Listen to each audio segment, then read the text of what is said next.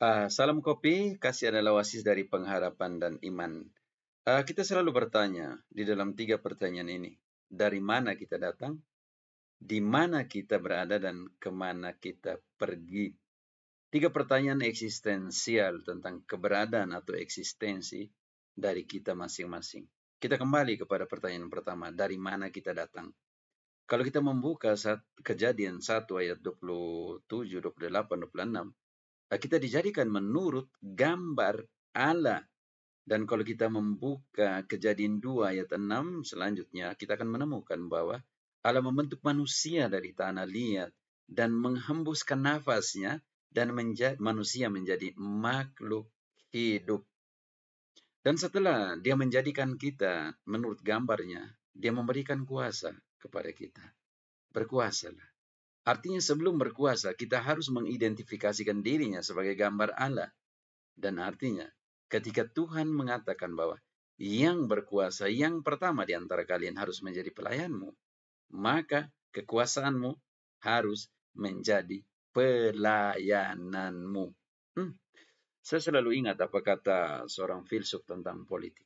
Politik itu seperti membangun sebuah istana. Jika tidak dibangun dengan keadilan, maka istana itu akan menjadi penjara. Demikian pun hidup kekristenan, hidup perkawinanmu. Jika tidak dibangun di atas dasar kasih, maka istana yang kau bangun sebagai orang Kristen sejati akan berubah menjadi penjara. Apa itu kasih? Santo Paulus dalam 1 Korintus 13 ayat 2 katakan bahwa jika aku mempunyai iman yang sempurna untuk memindahkan gunung, dan ketika aku tidak mempunyai kasih, aku tidak berguna sama sekali. Ada 15 definisi kasih yang kita bisa temukan di dalam 1 Korintus 13 ayat 4 selanjutnya.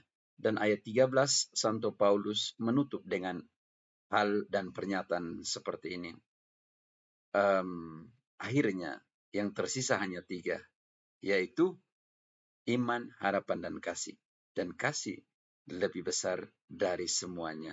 Atau apa kata Santo Petrus dalam 1 Petrus 4 ayat 8, kasih menutup pelbagai dosa dan hukum, terutama ketika Yesus mengatakan, tanda bahwa kamu adalah muridku dan dunia mengenalmu karena kamu mengasihi satu sama lain.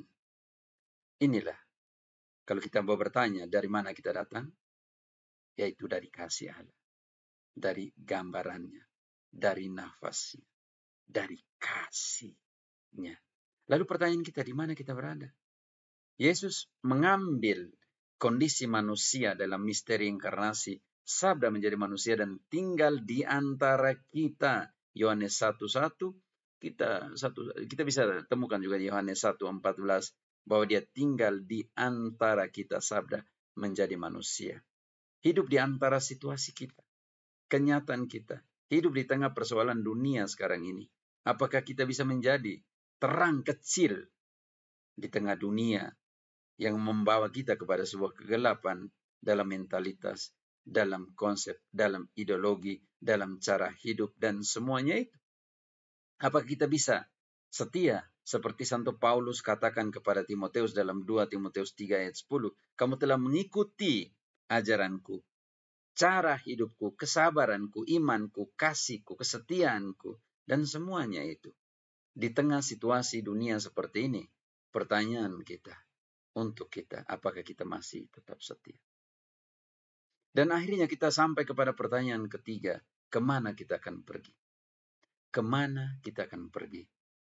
Yesus di dalam Yohanes 11 ayat 25 ketika kematian Lazarus dan dalam percakapannya dengan Marta, dia hanya katakan seperti ini, yang percaya kepadaku, walaupun sudah mati, tetap hidup. Kemana kita akan pergi? Pertanyaan selanjutnya, semua orang mau masuk surga? Pasti jawab iya. Tapi semua orang mau mati? Tak seorang pun ingin mati. Di dalam kehidupan dunia ini, kalau surga itu adalah kebahagiaan kekal, kenapa kita tidak bisa mengalami kebahagiaan di atas bumi ini? Karena kita tidak mau mati dari rasa dendam. Karena kita tidak mau mati dari iri hati. Karena kita tidak mau mati dari cemburu. Karena kita tidak mau mati dari ego kita, maka susah untuk merasakan kebahagiaan di atas bumi ini. Pertanyaan ini, kemana kita akan pergi? Wow, hidup itu seperti rekening bank, hanya bisa ditarik dari apa yang kita simpan. Jangan lupa itu, kita akan hanya bisa memanen dari apa yang kita tanam. Jangan lupa itu. Tetapi ingatlah selalu, tujuan kita adalah surga, dan jangan lupa tabung sesuatu untuk surga. Tuhan memberkati dalam nama Bapa dan Putra dan Roh Kudus. Amin.